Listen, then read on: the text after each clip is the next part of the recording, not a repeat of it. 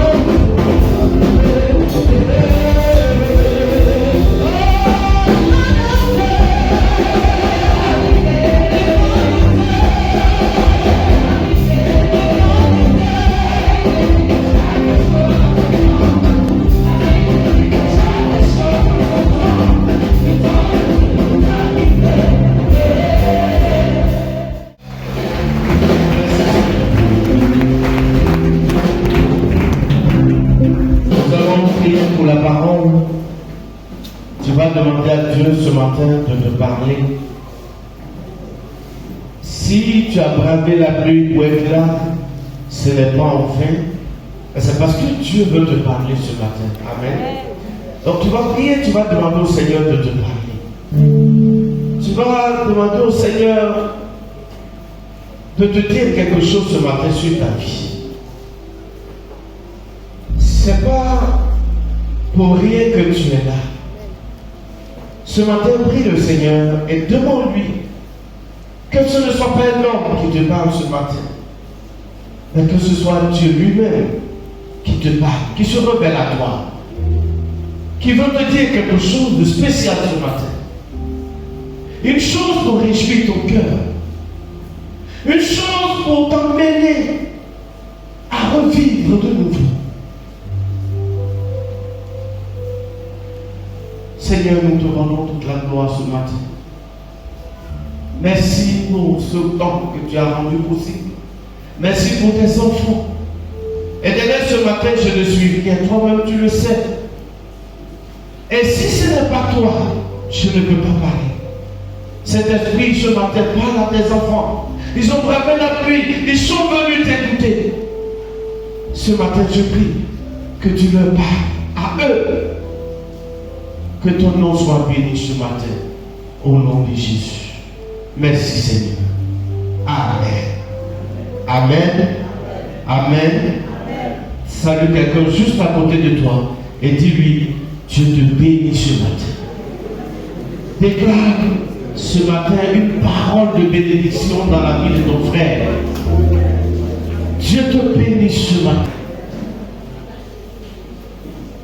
Gloire à Jésus.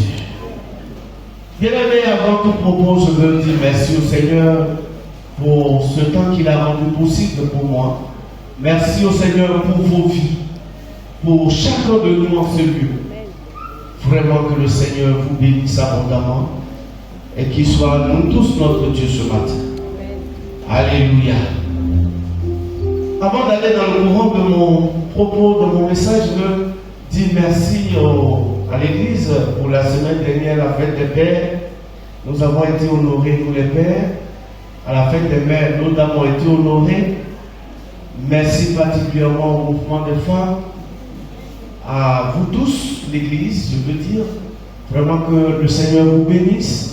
La Bible dit dans le livre de Deutéronome chapitre 5, honore ton père et ta mère et tes jours se prolongeront dans le pays où tu as été établi. Amen.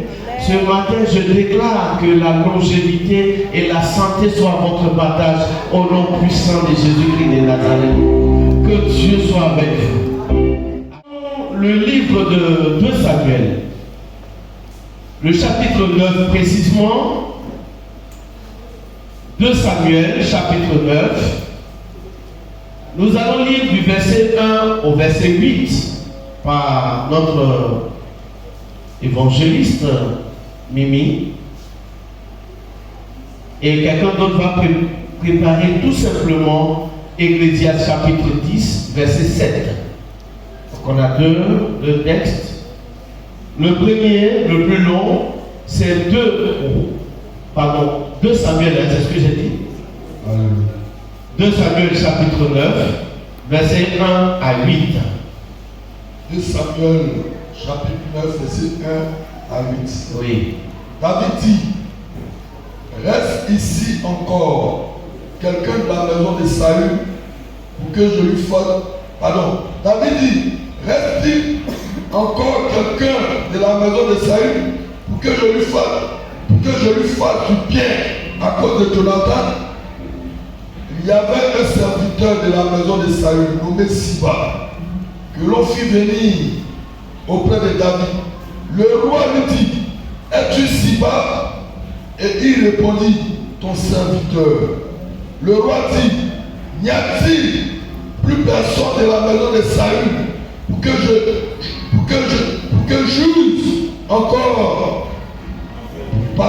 juge envers lui de la bonté de Dieu? Et Siba répondit au roi, il y a encore un fils de Jonathan, perclus des pieds. Le roi lui dit, où est-il? Et Siba répondit au roi, il est dans la maison de Maki, fils d'Amiel, à Lodébar. Le roi David l'envoya chercher dans la maison de Maki, fils d'Amiel, à Lodébar. Et Mephibosheth, fils de Jonathan, fils de Saül, vint auprès de David, tomba sur sa face et se prosterna. David dit, Mephibosheth, et il répondit, voici ton serviteur.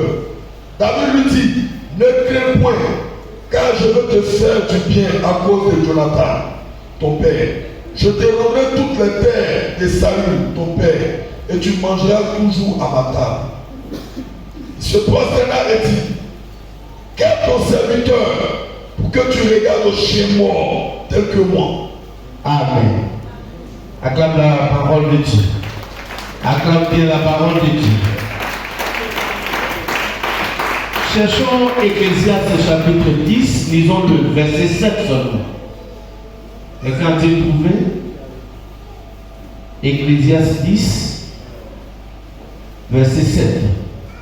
J'ai vu des esclaves sur des chevaux et des princes marchant sur terre comme des esclaves. Amen. Voici 2 textes que nous allons exploiter ce matin. Alléluia. Nous allons simplement raconter l'histoire, en tirer tout ce qui est leçon à tirer, et nous allons certainement terminer par une prière. Alléluia. Amen. Gardons sérieusement à côté de nous Ecclésiaste 10, verset 7, parce que les deux ont un petit lien qu'on va découvrir. Alléluia. Bien-aimés dans le Seigneur, c'est l'histoire du roi David et de Mephibosheth, le prince. Alléluia. En fait, en Israël, à un moment donné, Dieu Dieu avait enlevé sa main sur Saül à cause de ses pratiques. Et Dieu a dit que David serait roi d'Israël en lieu et place de Saül. Et donc David est le nouveau roi. Mais malgré cela, Saül ne lui a pas permis de régner. Il y a eu des combats et des combats et des combats. David a dû fuir jusqu'à ce qu'un jour une guerre arrive.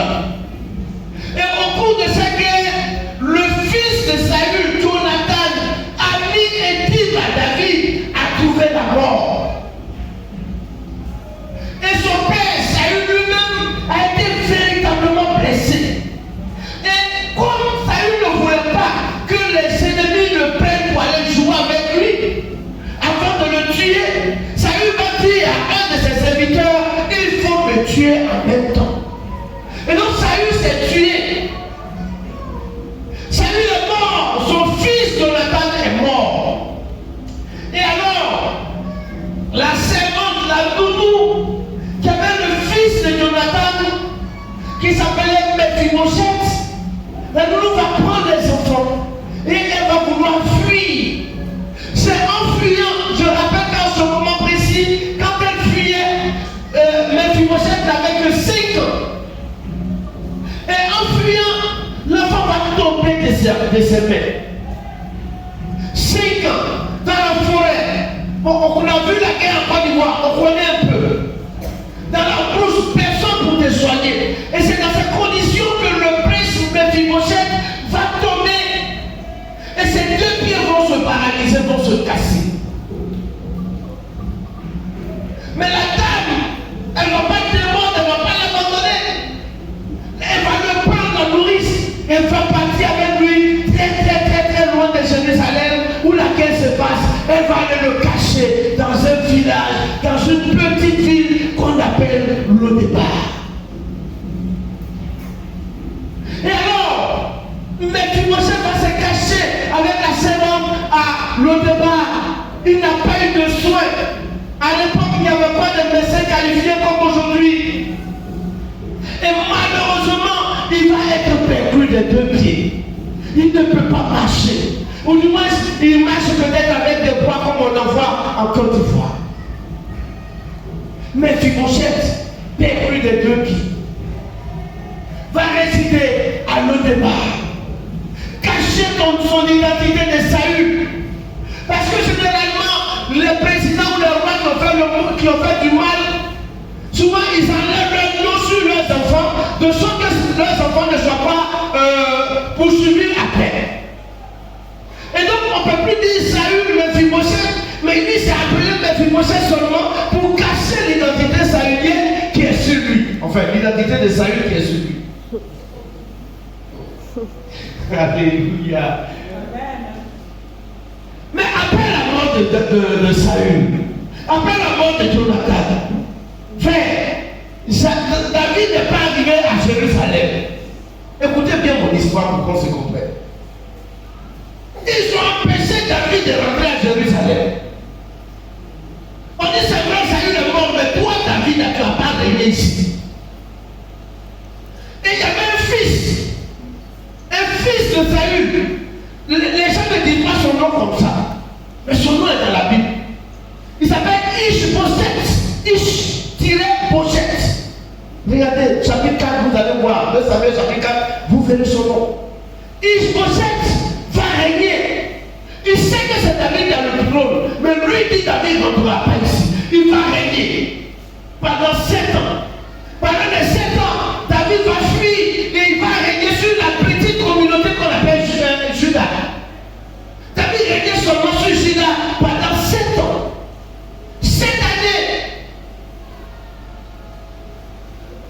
Et puis, autour de l'an 2000, sinon l'an 1004 avant Jésus-Christ, c'est en ce moment que David va rentrer à Jérusalem. Et il va régner sur Jérusalem pendant 33 ans. Ce que je veux dire, David a été empêché. On lui a dit qu'il ne rentrera pas ici. Mais quand vous écoutez l'histoire, toujours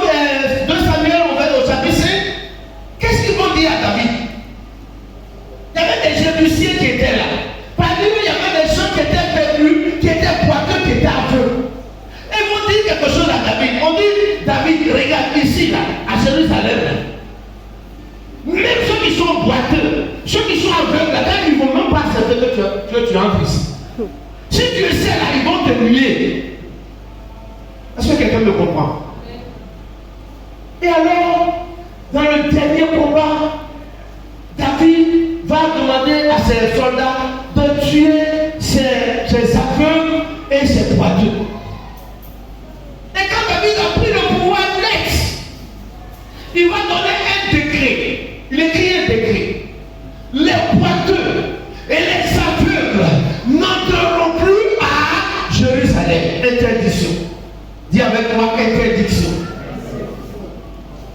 Il a dit les aveugles et les boiteux ne vont plus rentrer à Jérusalem. Aïe, voilà la loi. Voici l'interdiction. Interdit aux aveugles, interdit aux boiteux. Mais pendant ce temps, de l'autre côté, celui qui malheureusement a perdu sa royauté, le jeune prince qui a perdu son statut de prince, parce qu'il est le fils de Jonathan, le petit-fils de Saül, il est béru, boiteux à le départ. Et la loi dit, ici à Jérusalem, boiteux, aveugle, tu ne rentreras pas. Est-ce que quelqu'un me comprend ce matin? Et le jeune prince est perdu des pieds, il est boiteux. C'est compliqué. Dis avec moi, c'est compliqué. C'est compliqué. Le thème de mon message ce matin, c'est Dieu va t'imposer aux hommes. Amen. Alléluia. Amen. Les gens qui te critiquent là, Dieu va te les imposer. Ceux qui n'aiment pas ton visage, tous ceux qui sont contre toi là, Dieu va te les imposer et tu régneras sur eux. Dis amen fort. Dieu va t'imposer aux hommes. Et alors, David, après 7 ans caché à Juda, va arriver et régner à Jérusalem. Enfin. Mais dès qu'il est arrivé à Jérusalem, dès qu'il a commencé son règne, il va se souvenir de quelqu'un. Est-ce qu'il y a quelqu'un dans la maison de Saül qui est encore vivant, à qui je peux faire du bien, à cause de Jonathan? Pourquoi? Parce que Jonathan a été ami de David. Ami, même quand son père persécutait David, Jonathan était celui-là qui partait voir David pour dire, ne t'inquiète pas, mon père ne te tuera jamais. Parole dégradée. Ce matin, je veux te dire, ne t'inquiète pas, ton ennemi ne te tuera jamais. Ne t'inquiète pas, la maladie qu'ils vont lancer sur toi, ça ne va même pas arriver et tu ne mourras pas. Dieu a une destinée pour toi. Et alors, David va demander à Jonathan, à Siba peut-être, est-ce qu'il y a encore quelqu'un dans la maison de Saül à qui je peux faire du bien à cause de Jonathan? Est-ce que tu peux faire ça un jour? Tes ennemis qui t'ont combattu, tes ennemis qui t'ont rejeté, tes ennemis qui t'ont chassé de ton pays, qui t'ont chassé de tes richesses, qui t'ont chassé de ton héritage. Tu deviens roi, tu deviens ministre, tu deviens DG, tu deviens chef d'entreprise et tu vas penser à eux. Je ne pense pas trop. Ce matin, quand je préparais ce message, l'Esprit de Dieu me dit, beaucoup parmi vous sont en train de souffrir parce qu'ils ont encore l'envie de vengeance en eux. David est le chef du pardon. David est le champion du pardon. Bien aimé ce matin, regarde, voilà ce que le Seigneur me montre clairement. Regarde, tu as des affaires qui sont en attente. On te dit, va, tu vas venir. Chaque fois que tu vas, quelques jours après, quand tu te vas, tu vas encore. Regarde, c'est tout simplement parce qu'il y a un esprit de vengeance qui est derrière ton cœur. Regarde, à partir d'aujourd'hui, dis au Seigneur, j'enlève cet esprit de vengeance. Tu verras ton projet qui est bloqué arriver. Tu verras ta chose qui a été bloquée. Ça va venir à toi. Parce que Dieu ne peut pas que tu te venges. Est-ce que quelqu'un m'entend ce matin?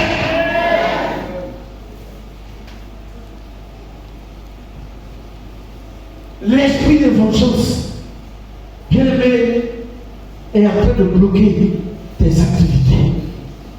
Quand je vais avoir ce que je cherche, ils vont voir ce que je vais leur montrer. Ça t'a bloqué, c'est en train de te ruiner. Regarde, Dieu a prévu une grande bénédiction pour toi, mais cette bénédiction est en train de tarder à cause de l'esprit de vengeance qui est sur ton cœur. Tu ne peux pas abandonner. Même quand quelquefois les gens de Dieu te parlent, tu changes. À un moment donné, d'accord, tu reviens. Cet esprit de vengeance revient à la hauteur. Tu ne peux pas abandonner. Mais ce matin, je veux dire de la part du Saint-Esprit que cet esprit-là, tant que tu le nourris, il va t'empêcher de rentrer dans la gloire de Dieu. Si tu m'entends ce matin, pardonne. Si tu m'entends ce matin, tous ceux qui t'ont fait du mal, ne regarde pas ça. Tous ceux qui t'ont humilié, tous ceux qui ont dit tu ne vas pas arriver, tous ceux qui se sont moqués de toi, aujourd'hui l'esprit de vengeance qui t'anime, laisse tout tomber. Parce que Dieu veut avancer avec toi. Dis amen fort. C'est de toi que je parle. Dieu veut avancer avec toi. Dieu veut faire un autre pas avec toi. Mais c'est l'esprit de vengeance qui est en train de t'empêcher d'arriver. Ce matin, quand je suis rentré en prière, en vision, Dieu me montre un vent de restauration sur cette église. Je vois des éclats de rire, les gens qui rentraient avec beaucoup de témoignages, avec beaucoup de joie, beaucoup de rire. C'était éclatant, joli à voir. Mais ce matin, je veux te dire à toi, si l'esprit de haine a quoi à toi, tu ne rentreras pas dans ces choses. Abandonne la vengeance parce que Dieu a un plan pour toi. Alléluia. Amen. Donc David va arriver et il va dire, est-ce qu'il y a quelqu'un encore? Il a été empêché par le grand-père Saül. Saül est mort. Des gens, Ishbosheth l'a empêché. Il a fait 5 ans de cachette. Mais il est venu. Il dit, est-ce qu'il y a quelqu'un que je peux bénir à cause de Saül, à cause de Jonathan? La haine n'habitait pas David. Le pardon était sur les lèvres de David. Quand on lisait les psaumes, David est un homme de pardon, le champion de pardon. Amen. Et si maman lui dit quelque chose, oui, roi, il y a encore quelqu'un.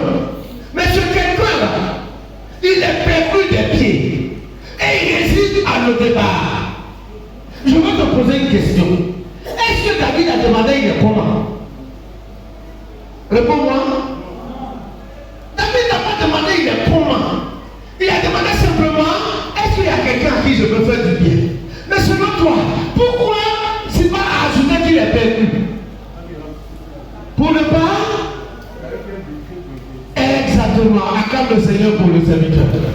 Parce qu'il y avait un décret. On dit boiteux ou avec ne va pas rentrer. Mais lui là, il est boiteux. Donc Simon préfère préciser les choses. Il dit ah roi, il y a un, mais lui là il est boiteux. Oh à Jérusalem, on ne rentre pas quand on est boiteux. Amen. Et alors, le roi va dire, Siba, va me le chercher. Alléluia. Il a entendu les boiteux, mais dit Siba, va me le chercher. Alléluia. Ce matin, je veux te dire quelque chose. Lorsque ton cas arrive, lorsque le temps de Dieu arrive dans ta vie, lorsque Dieu va te révéler, Dieu permet que tout ce qui est loi, tout ce qui est interdiction soit levé parce que Dieu a un plan de gloire pour toi.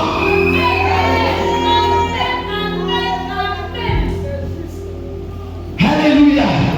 Je veux te parler à toi qui t'inquiète. Je n'ai pas de diplôme, je n'ai pas ceci, je n'ai pas cela. Regarde, quand le temps de Dieu arrive de te glorifier, quand le temps de Dieu arrive de te lever, aucune loi sociale, aucune loi d'État, aucune loi étatique ne peut t'empêcher.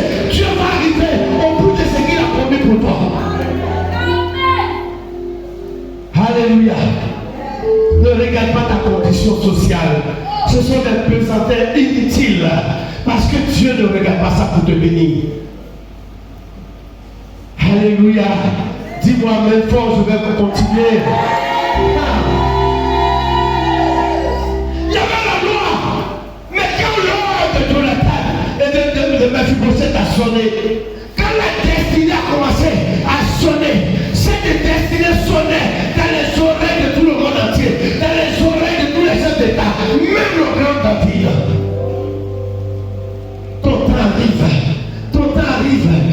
Dieu va te prendre pour t'imposer aux gens. Et tout ce qui est loi sociale, tout ce qui est interdiction, tout ce qui est empêchement, tout ce que les gens déclarent, ils disent ça ne va pas arriver. Je t'annonce ce matin que Dieu va le faire parce que Dieu a un plan de gloire pour toi.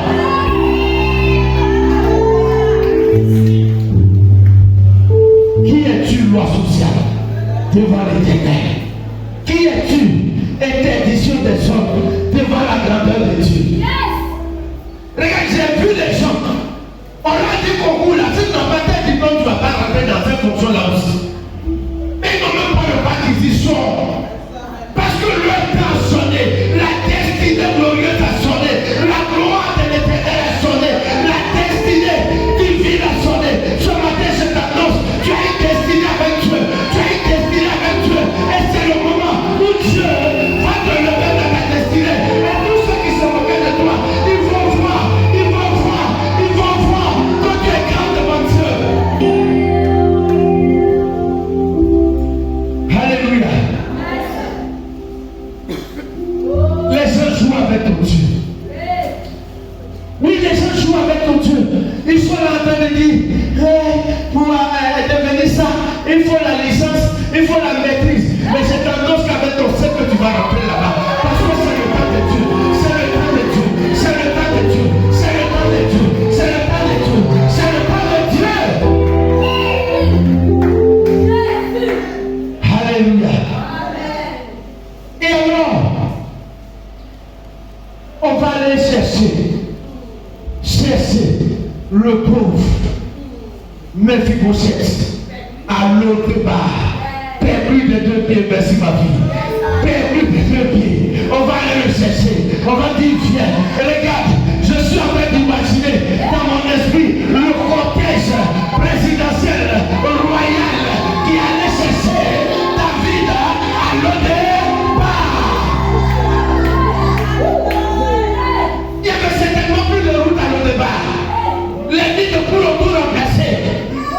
Mais le cortège présidentiel viendra te chercher. Le cortège de Dieu viendra te chercher. Le cortège du roi des rois viendra te chercher. Le cortège de Jésus viendra te chercher. Où tu seras, même caché dans la forêt de ton village, même caché dans la forêt de ton village, Dieu enverra des anges chercher.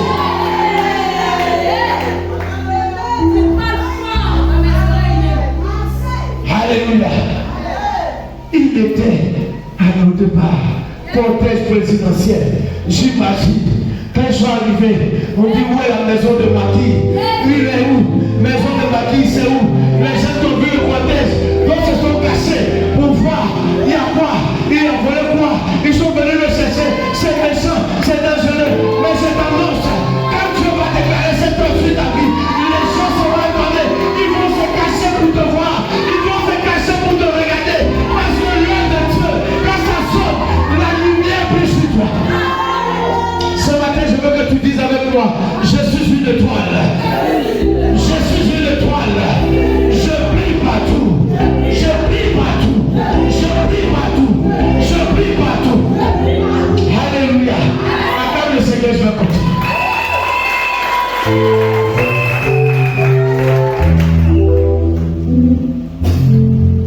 Et le cortège va prendre Mephibosheth. Certains vont dire c'est fini pour lui. Tout le mal que son père a fait, son grand-père a fait, ils vont le tuer là-bas, il va voir. Ce qui est fini n'est pas encore fini devant Dieu. Le point des hommes devant l'Éternel n'est qu'une petite et minuscule virgule. Une virgule qui ne veut rien dire devant la beauté et la clarté de la phrase. C'est une virgule qui va passer. Il arrive, c'est par là je termine. Il arrive au palais. Je n'aime pas imiter les gens, mais je m'imagine en train de boitiller, ou sans les pieds, en train de marcher avec les mains, arriver. Oh, tous ceux qui le voyaient, ils le voyaient perdu. Tous ceux qui le voyaient, ils le voyaient perdu. La loi était approchée, fini. Il peut entrer à Jérusalem, mais plus grave, il va au-delà de Jérusalem. Il va entrer dans le palais. Tu rentreras dans le palais de l'Éternel. Tu rentreras dans le palais. Tu rentreras dans le palais. Tu rentreras dans le palais. Et à ce matin,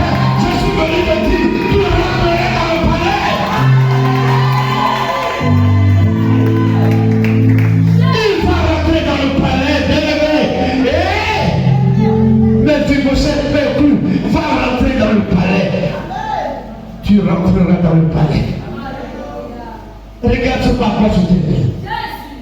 Quand il rentre dans le palais, la table est là. Il y a nourriture, tout. Parce que David a dit, tu mangeras à la table. La table est là. Excusez-moi, mais tu peux s'asseoir. Amen. Il est assis.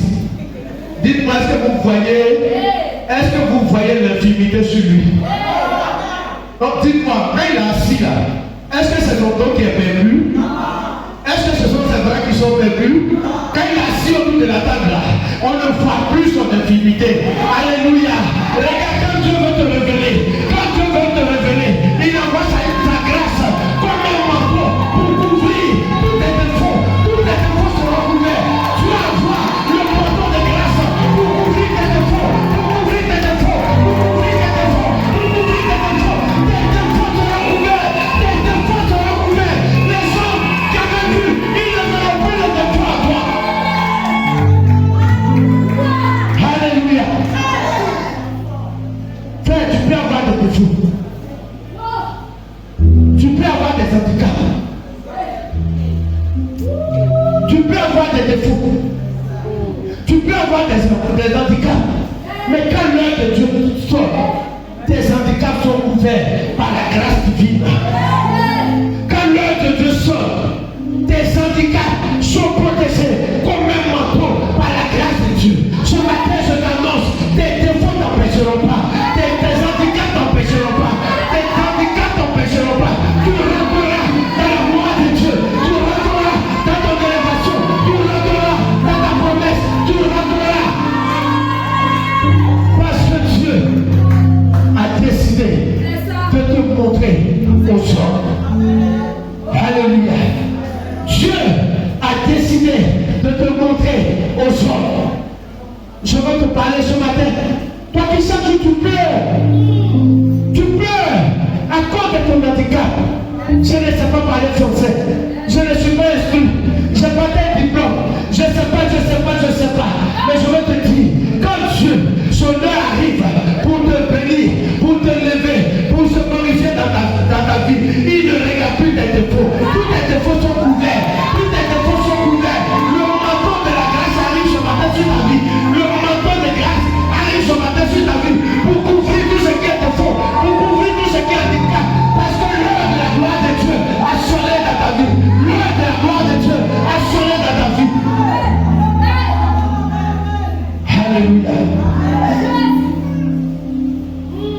Mephibosheth est à la table du roi. Les papas tout sur terre. Les gars, ils sont sur terre. Mephibosheth est à la table du roi. Alléluia. Bien-aimé ce matin, ne regarde plus à tes handicaps. Ne pleure plus sur tes handicaps. Ne pleure plus sur tes dossiers. Dieu pour te bénir, il ne regarde pas ça. Mais il va faire en sorte que tu renonces à tes péchés. Alléluia. Le vieux de Brécré, il a travaillé jusqu'à fatigué. Il est allé à la retraite. Il n'a rien eu. Il a commencé à construire une maison. La maison n'est pas achevée. Mais quand le temps de Dieu a sonné, le jeune John Jay qui était chargé de le faire sortir et aller jusqu'à Gagnoa, dépasser Gagnoa, rentrer à Ménégré, environ 36 km pour aller chercher ce vieillard qui est passé de la vieillesse à la gloire. Sa maison qu'il avait jamais achevée, il a fini par l'achever. Ce matin, je t'annonce que ton handicap ne gêne pas Dieu. Ton handicap ne gêne pas Dieu. Ton handicap ne gêne pas Dieu. Ce matin, laisse-moi te dire, Dieu veut te révéler, Dieu veut te montrer, Dieu veut t'imposer dans ta famille. Alléluia. Est-ce que tu sais même que dans ta famille, le fait que tu as accepté le Seigneur, c'est pas gratuit? Donc, je vais reprendre la question. Est-ce que le fait que dans ta famille, le Saint-Esprit vient te prendre là pour t'envoyer dans sa maison, est-ce que tu sais que c'est pas gratuit? Parce que Dieu, il ne regarde pas les handicaps de nos parents. Il ne regarde pas ce que les parents n'ont pas l'argent. Ils ne t'ont pas mis à l'école. Moi qui a dit que je vais ci, je vais faire ça.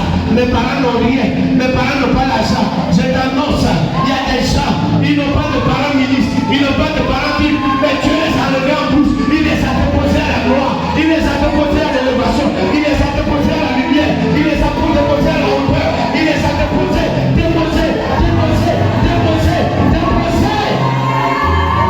Ce matin, je veux t'annoncer que l'heure de la gloire est arrivée.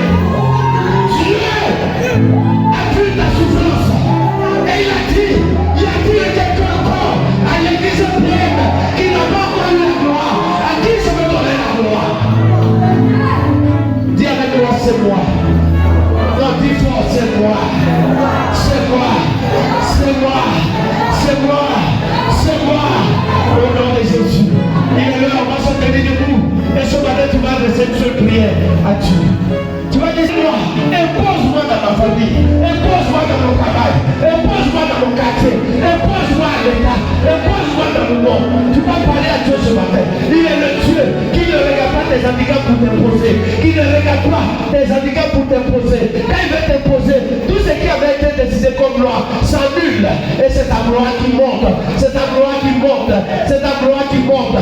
Ce matin, ton humiliation est terminée. La honte de ta vie est terminée. La honte de ta vie est terminée. Dieu, amen. Dieu a choisi ce jour pour te parler. Regarde, c'est pas pour rien. En tant que plus, tout le monde n'est pas venu. C'est toi qui es là. Parce que Dieu veut te parler personnellement. Prie au Seigneur ce matin. Dis Seigneur, élève-moi. Si tu veux pas répéter après moi, Seigneur Jésus. Répète après moi, Seigneur Jésus. L'heure est arrivée. Où ma destinée sonne. Seigneur Jésus, l'heure est arrivée. Où ma destinée sonne. Ce matin, Seigneur, tu as décidé de me poser à ma famille. Tu as décidé de me poser dans la société, dans mon travail. Tu as décidé de me poser dans cette nation. Seigneur, impose-moi ce matin. Impose-moi ce matin. Seigneur, ne regarde pas mes handicaps. Ne regarde pas mes handicaps. Impose-moi ce matin. Prie le Seigneur, prie le Seigneur. Prie le Seigneur. Prie le Seigneur.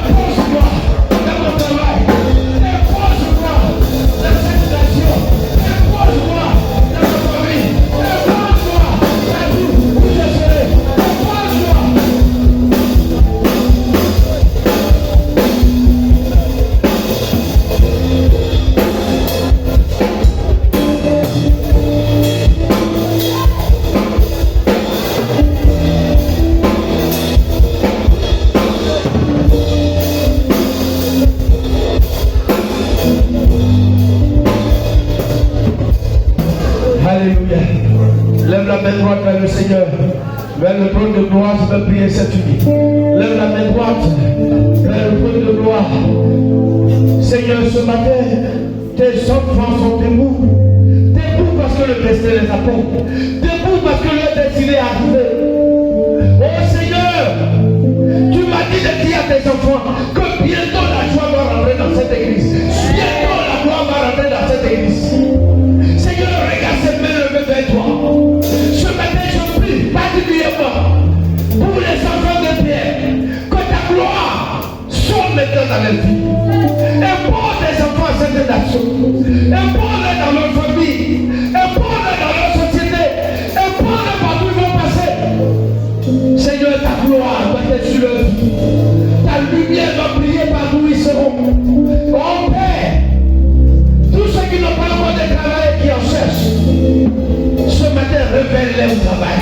Révèle-les au monde du travail. Révèle-les au monde du travail. Seigneur, ce matin, tous ceux qui sont là, qui cherchent un mariage,